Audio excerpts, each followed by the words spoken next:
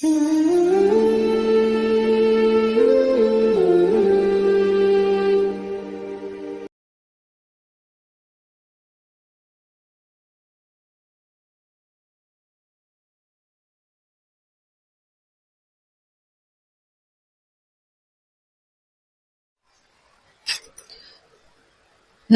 व नसल्ली अला रसूलिहिल करीम अम्मा बाद फ़अऊज़ु बिल्लाहि मिनश शैतानिर रजीम बिस्मिल्लाहिर रहमानिर रहीम। जी डियर स्टूडेंट्स, प्यारी ईमानी साथी, कैसे हैं आप सब? उम्मीद करती हूँ ईमान, सेहत और तकवा की बेहतरीन हालत में होंगे। अल्हम्दुलिल्लाह सुम्मा अल्हम्दुलिल्लाह। आज हम अपनी क्लास में आयत नंबर 59 से अपने लेसन का आगाज करेंगे। तो शुरू करते हैं आज का लेसन। बिस्मिल्लाहिर रहमानिर रहीम। फबद्दल अल्लज़ीना ज़लमू क़ौलन ग़ैरल्लज़ी क़ील लहुम फ़अंज़लना अलल्लज़ीना ज़लमू रिज्ज़म मिनस समाई बिमा कानू यफ़सुकून। फापस बदला, बदल डाला, बा दाल और लाम बदल, तो यहाँ उर्दू में भी और अरबिक में भी मिलता जुलता हुर्फ है। अल्लज़ीना, जिन लोगों ने। पहले भी आप लोगों को बता चुकी हूँ कि अल्लज़ीना पूरे कुरान में लोगों से इसकी ट्रांसलेशन आएगी। ज़लमू, जुल्म किया, ज़लाम मीम जुल्म, ठीक है, तो मिलता जुलता हुर्फ है। जुल्म किया, कौलन बात, गैर अल्लज़ी दूसरी वो जो कि क़ील लहुम कही गई उन्हें, फापस अंज़लना उतारा हमने, ठीक है, फपस अंज़ल उतारा ना हमने, अला पर या ऊपर, अल्लज़ीना ज़लमू जिन लोगों ने जुल्म किया, रिज़्ज़न अजाब, मिनस समाई आसमान से, बिमा क्योंकि, कानू यफ़सुकून वो नाफरमानी करते थे। बस जालिमों ने इस बात को बदल दिया जो उनसे कही गई थी, फिर हमने जालिमों पर उनकी नाफरमानी की वजह से आसमान से अजाब उतारा।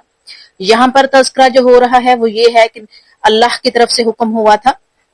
अल्लाह की तरफ से हुक्म हुआ था कि जी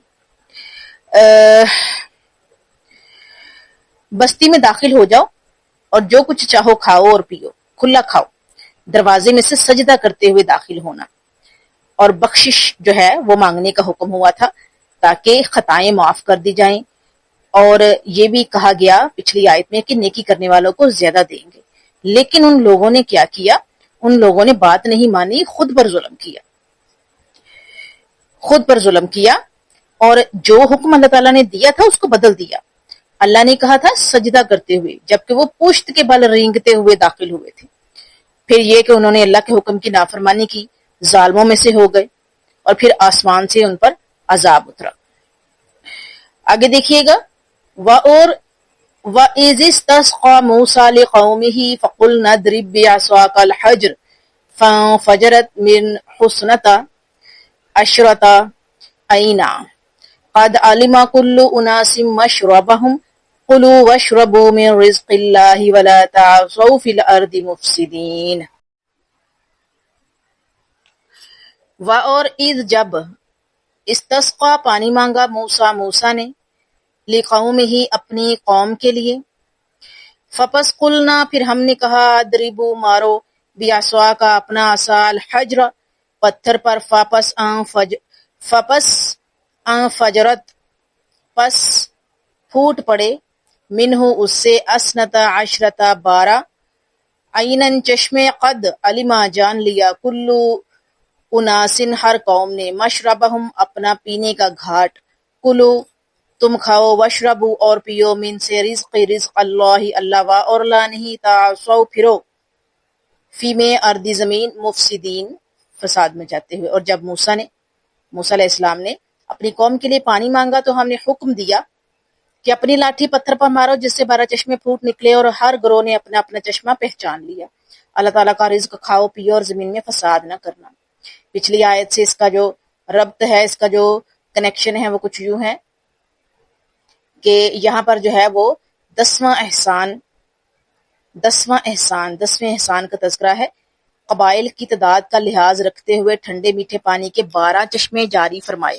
लेकिन इस कौम ने सुबह शाम मनोसलवा और ठंडा पानी मिलने के बावजूद अल्लाह ताला के अहकाम की नाफरमानी की। कुरान करीम फुरकान हमीद का असलूब बयान है, यानी जो बयान का तरीका है, सलीका है, वो ये है कि वो किसी वाक़या को ज़ेब दास्तान और हकायत गोई के लिए बयान नहीं करता, यानी कि दास्तान सुनाने के लिए या یوں کہہ لے کہ اسے انجوائے کرنے کے لیے یا کوئی حقائق گوئی کے لیے بیان نہیں کرتا۔ یہی وجہ ہے کہ حضرت یوسف علیہ السلام کے واقعہ کے سوا باقی تمام واقعات کو مختلف اجزاء کی صورت میں موقع محل کے مطابق بیان کیا گیا ہے، اور کبھی یوں ہوتا ہے کہ کسی واقعہ کی کڑیوں اور اجزاء کو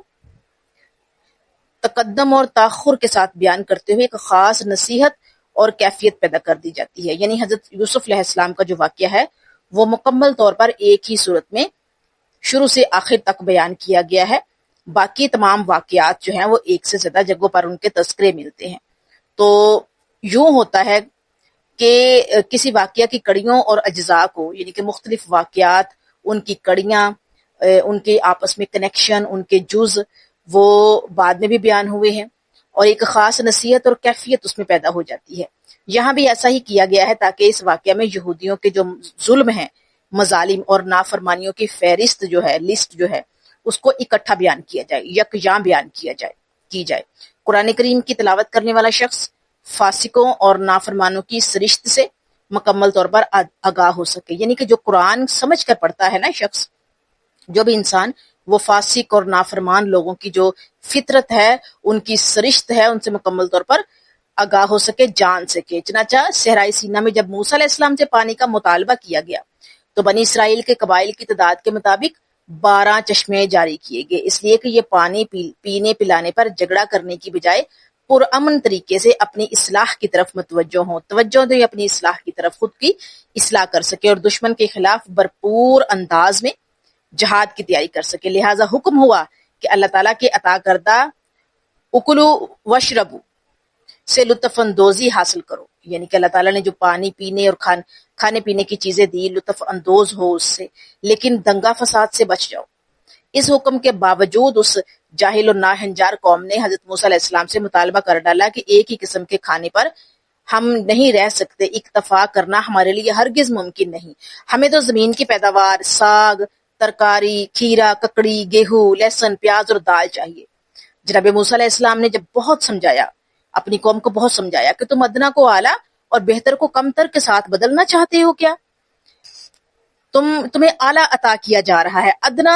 سے اس سے بدل دو گے کیا؟ اور بہتر دیا جا رہا ہے تمہیں، تو کمتر سے بدلنا چاہتے ہو؟ اس مطالبہ سے باز آ جاؤ اور اللہ تعالیٰ کی ناشکری سے بچو، اللہ کا شکر ادا کرو۔ لیکن بنی اسرائیل اپنے مطالبے پر ڈٹے رہے، مصر رہے کہ ہمیں تو جی زمین کی پیداوار کھانی ہے، ساگ، ترکاری، کھیرا کھانا ہے، ککڑی کھانی، گیہوں کھانا ہے، لہسن اور پیاز اور دال چاہیے، ہمیں تو منو سلوا نہیں چاہیے، جو کچھ بھی زمین سے اگتا ہے ہمیں چاہیے۔ تو جب وہ اپنے مطالبے پر ڈٹے رہے، مصر رہے، جس کے نتیجے میں انہیں حکم ہوا کہ شہر میں داخل ہو جاؤ، جو کچھ تم نے چاہا ہے وہ تمہیں مل جائے گا، لیکن یاد رکھنا اللہ تعالیٰ کی نعمتوں کی ناقدری اور ناشکری کی وجہ سے تم پر ذلت اور غربت مسلط کر دی گئی ہے۔ اس طرح وہ اللہ کے غضب اور مسکینی کے مستحق ٹھہرے، کیونکہ یہ بار بار اللہ تعالیٰ کے احکام کا انکار کرنے والے اور انبیاء کو قتل کرنے والے تھے۔ یہی وجہ ہے کہ یہودی ارب پتی ہونے کے باوجود نہ سیر چشم ہوتا ہے اور نہ ہی اس کی ہوس کی آگ ٹھنڈی پڑتی ہے، ماند پڑتی ہے۔ دنیا میں اس قوم کو کبھی قرار حاصل نہیں ہوا، نہ ہوگا۔ کبھی بخت نصر نے دربدر کی ٹھوکریں کھانے پر مجبور کیا، اور کبھی اہل روم نے انہیں اپنے ملک سے نکال دیا۔ سورہ آل عمران آیت نمبر 112 میں وضاحت فرمائی گئی ہے کہ انہیں دنیا میں قرار دو ہی وجہ سے حاصل ہو سکتا ہے: اللہ کے ہو کر رہیں، یا پھر دوستوں کے، یا پھر دوسرے لوگوں کے دستے نگر ہو کر زندگی بسر کرے، دوسروں کے ہاتھوں کی طرف دیکھ کر۔ یہی وجہ ہے کہ بڑی مدت کے بعد یہودی اسرائیل کے نام پر امریکہ اور یورپ کے سیاسی گداگر بلا کر اسرائیل کی ریاست قائم کرنے میں کامیاب ہوئے ہیں۔ اس آیت کے حوالے سے جو مسائل ہیں وہ کچھ یوں ہیں کہ نمبر 1، اللہ تعالیٰ خورد و نوش کی فراوانی عطا فرمائے تو دنگا فساد کرنے کی بجائے اس کا شکریہ ادا کرنا چاہیے۔ اعلیٰ کی بجائے ادنا چیز کی طلب کرنا مغضوب قوم کا طریقہ ہے۔ اللہ تعالیٰ کی نعمتوں کی ناقدری کرنے والے لوگ دنیا میں ذلیل اور آخرت کو سخت عذاب میں مبتلا ہوں گے۔ آگے ہم دیکھتے ہیں اگلی آیت نمبر 61، کافی لمبی آیت ہے یہ۔ وَإِذْ قُلْتُمْ يَا مُوسَىٰ لَن نَّصْبِرَ عَلَىٰ طَعَامٍ وَاحِدٍ فَادْعُ لَنَا رَبَّكَ يُخْرِجْ لَنَا مِمَّا تُنبِتُ الْأَرْضُ مِن بَقْلِهَا وَقِثَّائِهَا وَفُومِهَا وَعَدَسِهَا وَبَصَالِهَا قال اتستبدلون الذي هو ادنى بالذي هو خير اهبطوا مصرا فإن لكم ما سألتم وضربت عليهم الذلة والمسكنة وباءوا بغضب من الله ذلك بأنهم كانوا يكفرون بآيات الله ويقتلون النبيين بغير الحق ذلك بما عصوا وكانوا يعتدون اور اذ جب قلتم تم نے کہا یا موسیٰ اے موسیٰ لن ہرگز نہیں نصبرو ہم صبر کریں گے نہ ہم سواد بارا صبر دیکھ لے ملتے جلتے حروف ہیں علا اوپر طعام ایک کھانے کے فدعو دعا کرے لنا ہمارے لیے رب کا اپنے رب سے یخرج نکالے لنا ہمارے لیے مما اس سے جو تم بھی تو اگاتی ہے ارض زمین من سے بقلیہ ترکاری و کثائیہ اور ککڑی و اور فومیہ گندم و اور عداسیہ مسور و اور بصلیہ پیاز قالا اس نے کہا اتستبدلون کیا تم بدلنا چاہتے ہو الذی جو کہ ہوا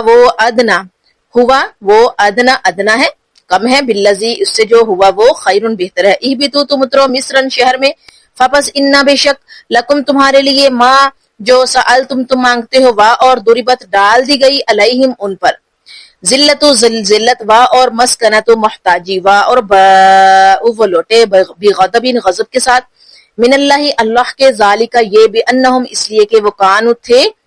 یکفرون انکار کرتے بھی آیاتی آیتوں کا اللہ کی وا اور یقتلون قتل کرتے نبیین نبیوں کا وا بغیر الحق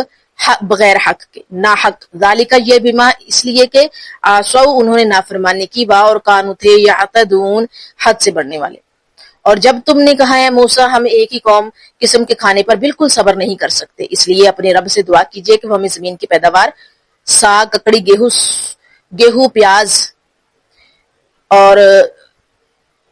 گیہوں پیاز دال دے حضرت موسیٰ علیہ السلام نے فرمایا کہ کیا بہتر چیز کے بدلے ادنا چیز طلب کرتے ہو شہر میں جاؤ وہاں تمہاری طلب کی سب چیزیں ملیں گی ان پر ذلت اور محتاجی ڈال دی گئی اور وہ اللہ کے غضب کے ساتھ لوٹے یہ اس لیے ہوا کہ وہ اللہ تعالیٰ کی آیات کے ساتھ کفر کرتے اور نبیوں کو ناحق قتل کرتے یہ ان کی نافرمانیوں اور حد سے گزر جانے کا نتیجہ تھا پچھلی آیت میں اس سب کا تذکرہ کیا گیا اس لیے کیا گیا تاکہ یہ جو ٹرانسلیشن ہم آگے پڑھیں گے تو پہلے سے ہمارے کنسیپٹ کو جو ہے وہ مکمل طور پر سیٹسفیکشن مل چکی ہو ہمارا کنسیپٹ کلیئر ہو تو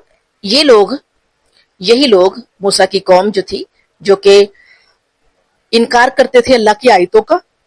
اور اپنی جانوں پر خود ظلم کرتے تھے انہوں نے ہی حضرت موسیٰ علیہ السلام سے کہا کہ موسیٰ علیہ السلام اللہ سے دعا کیجئے کہ وہ ہمارے لیے جو ہے وہ زمین کی پیداوار زمین کی کھیتی جو ہے وہ ہمیں دے ہمیں ساگ دے ککڑی دے گیہوں دے پیاز دے دال دے موسیٰ علیہ السلام نے بہت سمجھایا ان کو کہ ادنا اور اعلیٰ میں فرق سیکھے اور بہتر اور کمتر میں جو ہے وہ پتہ چلے ان کو کہ کون سی چیز بہتر اور کون سی کمتر ہے بہتر کے بدلے جو ہے وہ کمتر نہ خریدو نہ مانگو لیکن جب وہ نہیں مانے اپنی ضد پر قائم رہے تو کیا ہوا کہ اللہ تعالیٰ نے بھی پھر کہا کہ جاؤ شہر میں داخل ہو جاؤ اللہ نے کہا کہ موسیٰ علیہ السلام ان سے کہو کہ شہر میں داخل ہو جائیں جو کچھ تم طلب کر رہے ہو سب چیزیں تمہیں وہاں ملے گی لیکن تم پر ذلت اور محتاجی اب ڈال دی گئی ہے اور اللہ کے غضب کے تم مستحق ہو گئے ہو کیونکہ تم نے اللہ کی آیاتوں کا انکار کیا ناحق نبیوں کو قتل کیا کیونکہ بہت سے نبیوں کو لوگوں نے قتل کیا پہلے انبیاء جو ہیں وہ قتل ہوئے ہیں اور ناحق قتل ہوئے ہیں یہ سب جو ہے وہ اس وقت لوگوں کی جو ہے وہ نافرمانیاں تھی حد سے گزرنا تھا اللہ کی آیتوں کا انکار تھا تو پھر اللہ تعالیٰ نے بھی ان پر جو ہے وہ عذاب مسلط کیا اگلی آیت نمبر 62 دیکھتے ہیں بسم اللہ الرحمن الرحیم ان الذين آمنوا والذي هادوا والنصارى والصابئين من آمن بالله واليوم الآخر وعمل صالحا فلهم أجرهم عند ربهم ولا خوف عليهم ولا هم يحزنون ان بشک الذين جو لوگ آمنوا ایمان لائے اور الذين جو لوگ ہادو یہودی ہوئے اور نصارى نصرانی ہوئے اور صابئین صابی من جو آمنا ایمان لائے باللہ اللہ پر وار یومیل آخری روز آخرت پر آخرت کے دن پر وار عاملہ عمل کیا صالحا نیک فاپس لہم ان کے لیے اجرہم ان کا اجر ہے عند ربہم ان کے رب کے پاس وار لا نہیں خوف ہوگا خوف علیہم ان پر وار لا نہیں ہم وہ یحزنون غمگین ہوں گے، بے شک مسلمانوں، یہودیوں، عیسائیوں اور صابیوں میں سے جو کوئی بھی اللہ تعالیٰ اور قیامت کے دن پر ایمان لائے اور نیک عمل کرے تو ان کا اجر ان کے رب کے پاس ہے، انہیں نہ کوئی خوف ہوگا اور نہ وہ غمگین ہوں گے۔ پچھلی آیات سے ان کا جو ربط ہے، ان کا جو کنیکشن ہے، دیکھیے گا ذرا کہ انعام و احسان کا ادراک اور ذلت و رسوائی کا احساس دلانے کے بعد حقیقی ایمان اور عمل صالح کا صلہ بتایا گیا ہے اس آیت میں۔ اس فرمان میں اس بات کی دو ٹوک انداز میں وضاحت کی گئی ہے کہ خالی خلی ایمان حضرت یعقوب علیہ السلام کی اولاد ہونے کے حوالے سے یہودی کہلوانا، حضرت عیسیٰ علیہ السلام جو ہے ان کی نسبت سے ان کے ساتھ نسبت جوڑنا یا اپنے آپ کو صابی کہلوانے سے نجات نہیں ہوگی۔ نجات تو صرف ملے گی، تو کیسے ملے گی؟ اللہ اور اس کے رسول پر ایمان لانے اور نیک عمل کرنے سے ملے گی۔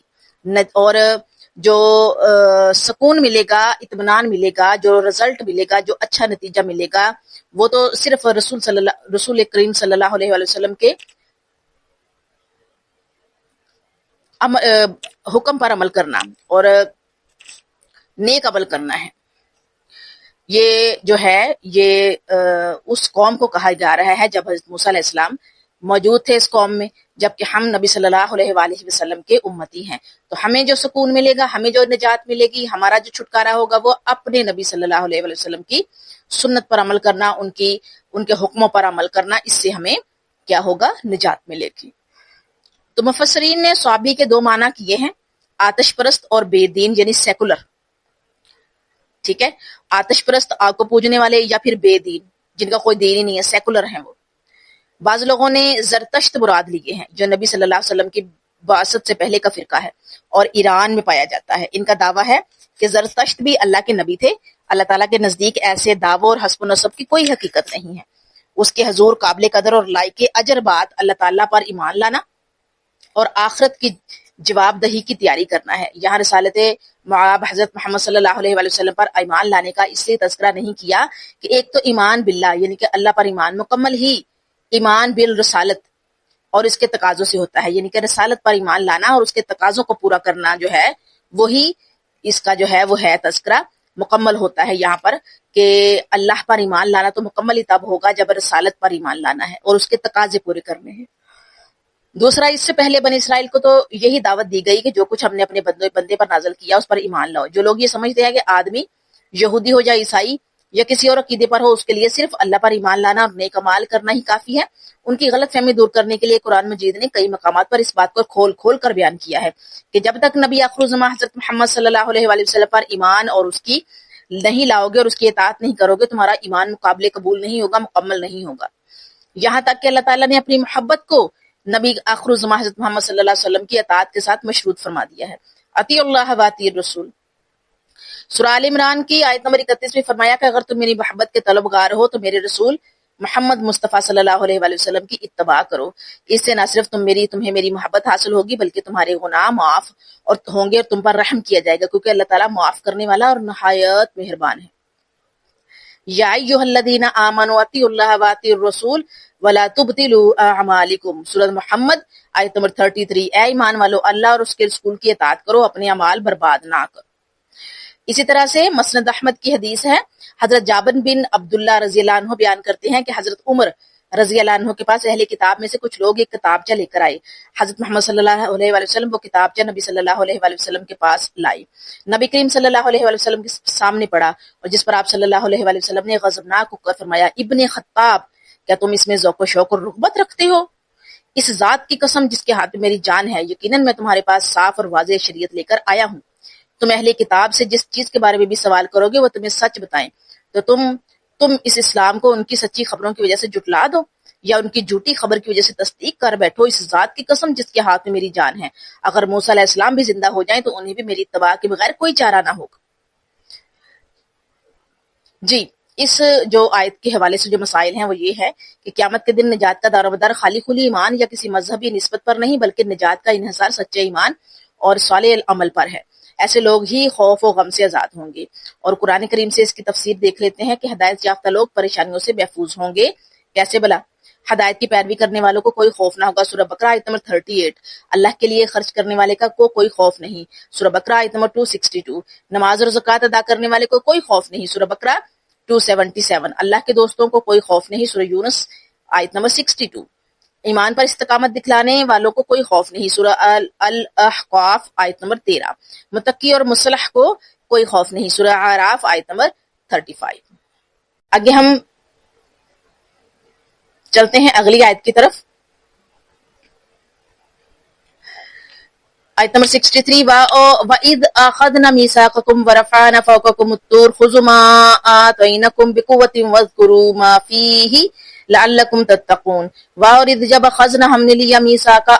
اقرار یا عہد کم تم سے، اور رفعنا ہم نے اٹھایا یا بلند کیا، فوقکم تمہارے اوپر طور تو کوہ طور کو، خذو پکڑو، ما جو آتینا ہم دیا ہم نے کم تمہیں، بقوت مضبوطی سے، اور اذکرو یاد کرو، ما جو فی ہے اس میں، لعلکم تاکہ تم تتقون متقی بن جاؤ، پرہیزگار ہو جاؤ۔ اور جب ہم نے تم سے پختہ وعدہ لیا اور تمہارے اوپر طور پہاڑ لا کھڑا کیا کہ جو ہم نے تمہیں دیا ہے اسے مضبوطی کے ساتھ پکڑو اور جو کچھ اس میں ہے اسے یاد رکھو تاکہ تم پرہیزگار بن جاؤ۔ اب یہاں پر 11واں احسان اللہ تعالیٰ کی طرف سے ہوا ہے، 11واں احسان، بار بار جرائم کرنے کے باوجود اللہ تعالیٰ نے بنی اسرائیل کو معافی دی، اور اللہ تعالیٰ کا انہیں اپنے فضل و کرم سے نوازنا جو ہے وہ اس آیت سے پتہ چلتا ہے۔ بعض لوگوں کا نقطہ نظر ہے کہ اللہ تعالیٰ انسان کو جبراً ہدایت کیوں نہیں دیتا، حالانکہ وہ جانتے ہیں کہ انسان کو عقل و شعور کی دولت سے اس لیے مالا مال کیا گیا ہے کہ وہ حیوانوں اور جانوروں کے مقابلے میں اپنے نفع نقصان کا خود فیصلہ کر سکے، تاکہ انسان اور حیوان کا فرق نمایاں رہے۔ اس لیے جبراً ہدایت دینے کا طریقہ اللہ تعالیٰ کو پسند ہی نہیں ہے، اللہ تعالیٰ نے پسند فرمایا ہی نہیں ہے۔ لیکن پھر بھی رب کریم نے لوگوں کی غلط فہمی دور کرنے کے لیے بنی اسرائیل کا واقعہ پیش فرما دیا۔ کیوں؟ کیونکہ جبری ہدایت دیر پا نہیں ہوتی۔ اسی لیے ہمارے دین میں جو ہے وہ ایمان جو ہے اگر کوئی اپنی خوشی سے قبول کرتا ہے تو ٹھیک ہے، دین میں جبر نہیں ہے،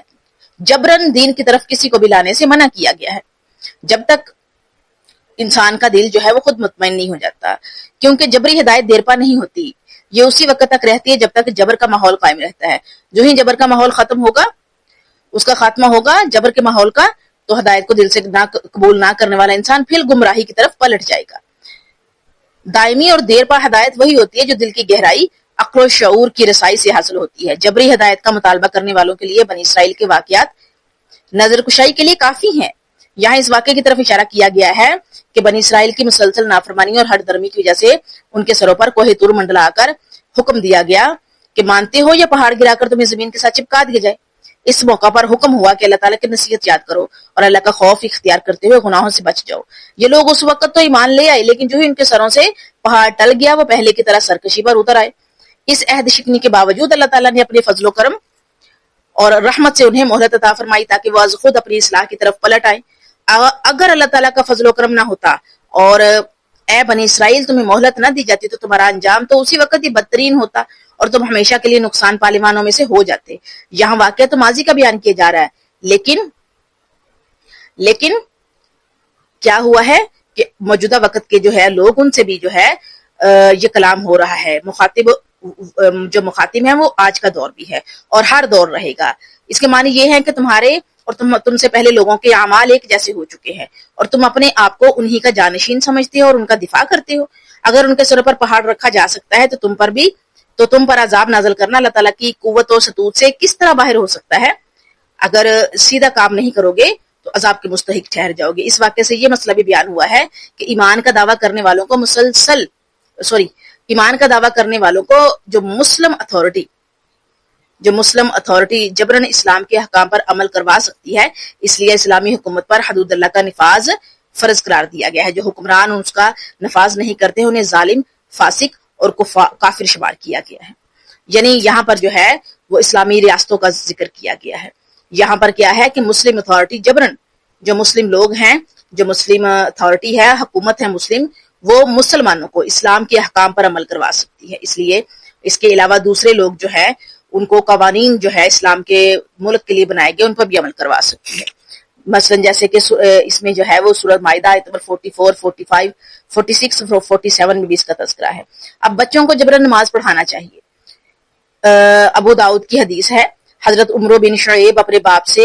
اور وہ اپنے دادا رضی اللہ عنہ سے بیان کرتے ہیں کہ رسول اللہ صلی اللہ علیہ وسلم نے فرمایا اپنی اولاد کو 7 سال کی عمر میں نماز کا حکم دو اور 10 سال کی عمر میں انہیں نماز کی وجہ سے سزا دو اور ان کے بستر جدا کر دو۔ اب اس کے مسائل کیا ہے آیت کے کہ نمبر 1 ایمان کے دعوے دار کو جبرن عمل کروانا چاہیے، جو ایمان کا دعوے دار ہے نا اس کو جبرن عمل کروانا چاہیے، جو ایمان کا دعوے دار نہیں اس پر جبر کرنا ہی نہیں چاہیے، کیونکہ دین میں زبردستی ہے ہی نہیں، اور جو اپنی مرضی سے دین میں داخل ہو گیا تو پھر کیا ہے اس کے ساتھ جبر کیا جا سکتا ہے۔ اللہ کے حکام پر عمل کرنے سے پرہیزگاری پیدا ہوتی ہے۔ اللہ تعالیٰ کے فضل کے بغیر ہر انسان گھاٹے میں ہے، اور قرآن سے اس کی تفسیر کچھ دیکھ لیتے ہیں کہ بنی اسرائیل کے منحرف ہونے کے واقعات جو دیکھتے ہیں کہ نمبر 1 اللہ کے حکام پر عمل کرنے کا وعدہ کرنے کے بعد انحراف کیا۔ سورہ بقرہ آیت نمبر 64۔ اللہ کی عبادت، والدین، قریبی رشتہ داروں، یتیموں اور مسکینوں کے ساتھ اچھا سلوک کرنے، لوگوں کو اچھی بات کہنے اور صوم و صلات کی پابندی کا عہد کرنے کے بعد انحراف کیا۔ سورہ بقرہ آیت نمبر 83۔ یہ انحراف یعنی مکر جانا، تو یہ انحراف کس نے کیا تھا؟ بنی اسرائیل نے کیا تھا، جب ان پر کوہ طور لہرایا گیا تھا، ان پر کوہ طور جو ہے منڈلایا گیا تھا، تب انہوں نے حامی بری تھی اور بعد میں وہ مکر گئے۔ تو نمبر 3 ہے اپنوں کا خون بہانے اور قتل نہ کرنے کے عہد کے بعد وہ مکر گئے، منحرف ہو گئے۔ سورہ بقرہ آیت نمبر 85۔ اور قیدیوں کو رشوت دے کر چھڑانے کی ممانعت کے باوجود باز نہ آئے۔ سورہ بقرہ آیت نمبر 85۔ ہفتہ کے دن مچھلیاں پکڑنے کی ممانعت کے باوجود مچھلیاں پکڑنا۔ سورہ بقرہ آیت نمبر 65۔ جی آگے ہم دیکھیں گے اگلی آیت۔ ثم تولیتم من بعد ذلك فلولا فضل اللہ علیکم ورحمتہ لکنتم من الخاسرین۔ ثم پھر تولیتم تم پھر گئے من سے بعد ذالک اس کے واپس، لولا اگر نہ،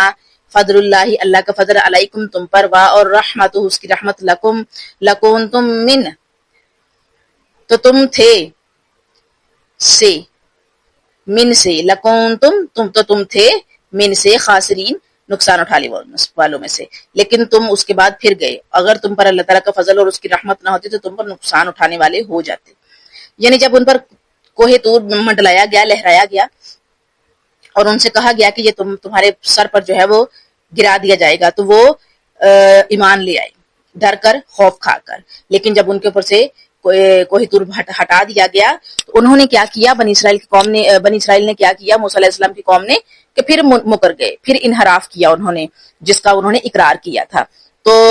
پھر اللہ تعالیٰ کا اگر فضل اور رحمت نہ ہوتی تو پھر وہ نقصان اٹھاتے اسی وقت ہی، لیکن اللہ تعالیٰ نے ان کو مہلت دی، ان کو زحمت، ان کو جو ہے وہ تکلیف نہیں دی، بلکہ اپنا رحم اور اپنا فضل رکھا، اور ان کے اوپر عذاب نازل نہیں کیا، ان کو مہلت دی تاکہ وہ سدھر جائیں، تاکہ وہ اللہ کی آیتوں سے انکار کرنا چھوڑ دیں، تاکہ وہ اپنے آپ کو سدھار لیں، اپنی اصلاح کر لیں، اپنے نفس کی اصلاح کر لیں۔ تو یہ آیت بھی پچھلی آیت کا ہی پارٹ سمجھیے، لیکن اس کو میں نے الگ پڑھا ہے تاکہ آپ لوگ اچھے سے انڈرسٹینڈ کر لیں۔ تو آج کا لیسن جو ہے وہ یہاں تک تھا، امید کرتی ہوں اچھے سے اس کو جو ہے وہ آپ انڈرسٹینڈ کریں گے، اور اس کے بعد اپنے لیسن کو جو ہے وہ پریپیئر کر کے اپنے ہوم ورک گروپ میں سبمٹ کریں گے۔ تو اچھی سی جو ہے وہ محنت کیجئے اور قرآن کو سمجھیے اور اس کے احکامات کو سمجھنے کی کوشش کیجئے، اور پھر اسے اپلائی بھی کیجئے اپنی زندگیوں میں، اپنے گھروں میں، اپنوں پہ، اور جو آپ کو پیارے ہیں ان کو بھی بتائیے، اور تاکہ زیادہ سے زیادہ لوگ جو ہیں وہ قرآن کو سمجھ سکیں، سیکھ سکیں، اور پھر اپنی زندگیوں کو سنوار سکیں، نہ صرف دنیا سنورے بلکہ آخرت بھی سنور جائے۔ جزاکم اللہ خیرہ۔ السلام علیکم ورحمۃ اللہ وبرکاتہ۔